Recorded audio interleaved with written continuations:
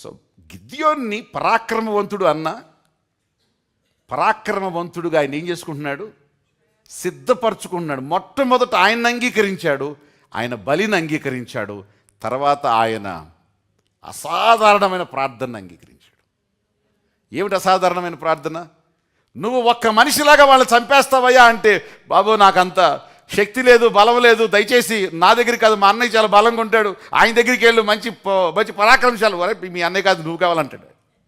సరే, ఒకవేళ ఇది కానీ మీరు చేస్తే, నన్ను వదిలేటట్లేవు కాబట్టి ఇది కానీ నువ్వు చేస్తే నేను ఖచ్చితంగా నమ్ముతా. ఏంటి చెప్పు? చుట్టూ మంచు పడాలి. ఏమిటి? చుట్టూ మంచు పడాలి. ఇదిగో గొర్రెల బొచ్చు కట్ చేశాను కదా, జస్ట్ ఈ 6 అడుగుల్లో మాత్రం ఏం పడకూడదు. అసలు జరిగే పనేనది. ఇది ఈయనేమనుకున్నాడంటే జరగదు కాబట్టి సాగు చెప్పి ఏం చేయొచ్చు, వెళ్ళిపోవచ్చు అనుకున్నాడు. మరి ఈయనేంత ముదురైతే మరి ఆయన ఎట్ట అంటాడు? ఆ రాత్రి ఇంటికి వెళ్ళాడు, వచ్చేసరికి చుట్టూ మంచు పడింది, గొర్రెబొచ్చు మాత్రమే వేడిగా ఉంది. చూసి ఆశ్చర్యపోయాడు. ప్రభువా, నీ కోపం నా మీద మళ్ళకపోతే మరి ఇంకొకసారి కోపం తెప్పించుకోని చెప్పి ఉంటే ఒకే ఒకటి అడుగుతాను, ఇంకా నేను అడుగు. నేను నిన్ను అంగీకరించాను, నీ ప్రార్థన కూడా నేను ఏం చేస్తున్నాను, అడుగు. ఈసారి గొర్రెబొచ్చు మీద మాత్రమే పడాలి, చుట్టూ పడకూడదు. గొర్రెబొచ్చు మీద మాత్రమే పడాలి, చుట్టూ పడకూడదు. ఇందాక ఏదో సాధ్యమైంది, ఏదో గుడ్లో మెల్లగా.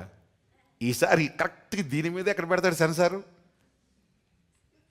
దేవుడు సెట్ చేస్తే మిల్లీమీటర్తో సహా ఆయన సెట్ చేస్తాడు. ఆయన దేవుడికి స్తోత్రం.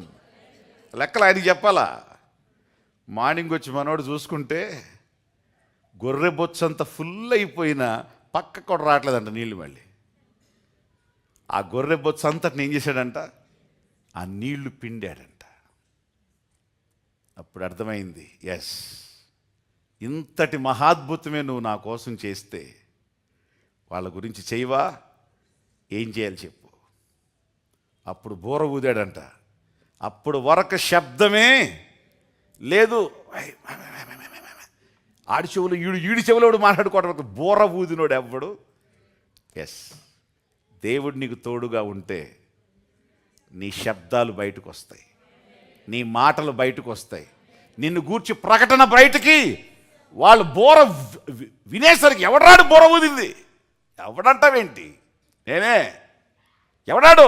గిద్యోను. గిద్యోనా గిద్యోనా గిద్యోనా గిద్యోనా ఎక్కడి దాకా వెళ్ళిపోయింది అది? మొత్తం సైన్యంలో అందరూ కూడా బోర శబ్దం విని గిద్యోనంట గిద్యోనంట గిద్యోనంట గిద్యోనంట గిద్యోనంట. సరే, రాత్రి చెప్పాడు దేవుడు, నీకు ఇంకా భయం వేస్తే ఈరోజు రాత్రికి ఒక్కసారి నువ్వు ఆ సైనికులు ఎక్కడైతే ఉండి రేపు యుద్ధం చేద్దాం అనుకుంటున్నారో ఒక్కసారి లోనికి వెళ్ళరా అన్నాడు.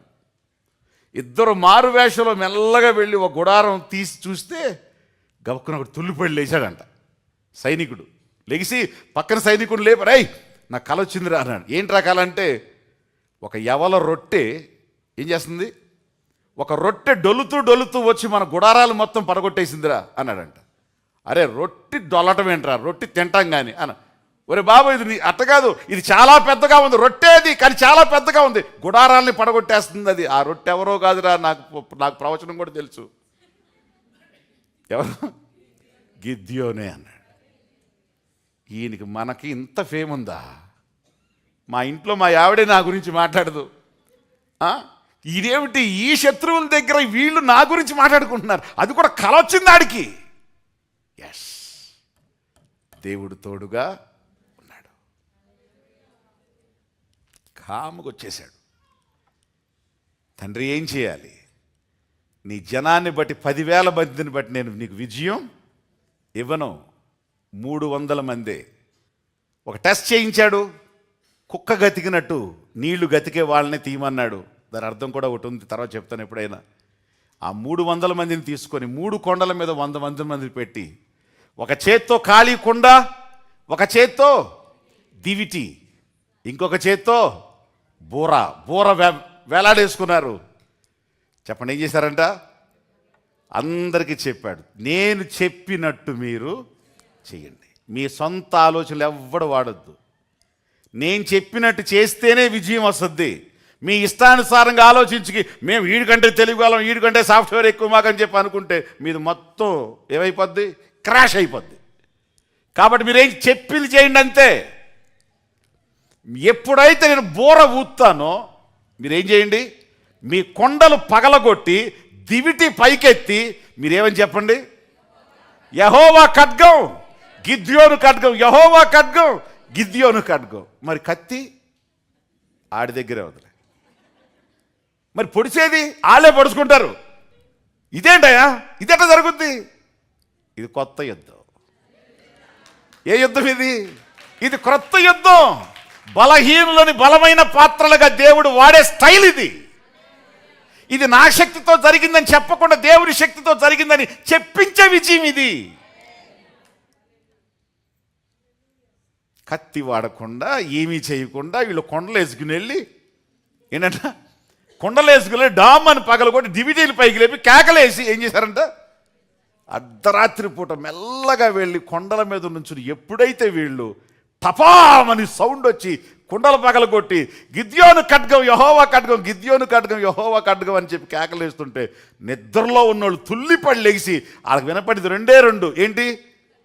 గిద్యోను ఖడ్గం. అంటే గిద్యోను వచ్చాడు ఖడ్గం తీయాలని అనిపించి వాళ్ళు తీసి ముందు ఏం చేశారంట? ఎదురుగా గిద్యోను ఉన్నట్టు అనుకుని ఎదురుగా పొడి చేశారంట. ఆడి ఈడిని, వీడు వాడిని పొడుచుకుని చచ్చిన వాళ్ళు పొడుచుకుని చచ్చిపోయారంట. మిగిలిన వాళ్ళు ఏం చేశారంట? పారిపోతుంటే ఇజ్రాయేలీలు ఎవరైతే రాళ్ళు అటు వచ్చి వాళ్ళ మొత్తాన్ని స్మాష్ చేసేశారు. ఉదయం సూర్యుడు ఉదయించేసరికి అంత పని అయిపోయింది.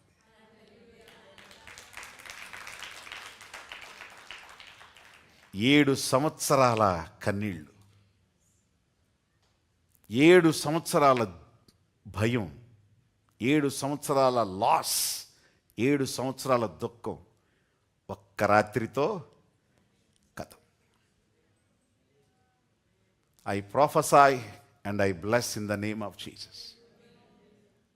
ఈ బాధ, ఈ దుఃఖం, ఈ కన్నీళ్ళు, ఈ శ్రమ ఒకవేళ మీ ఇంట్లో, ఒకవేళ మీ బిజినెసెస్లో, ఒకవేళ మీ ఆత్మీయ జీవితంలో, ఒకవేళ మీలో పరిపాలించబడుతుంటే అది లయమైపోవునుగాక.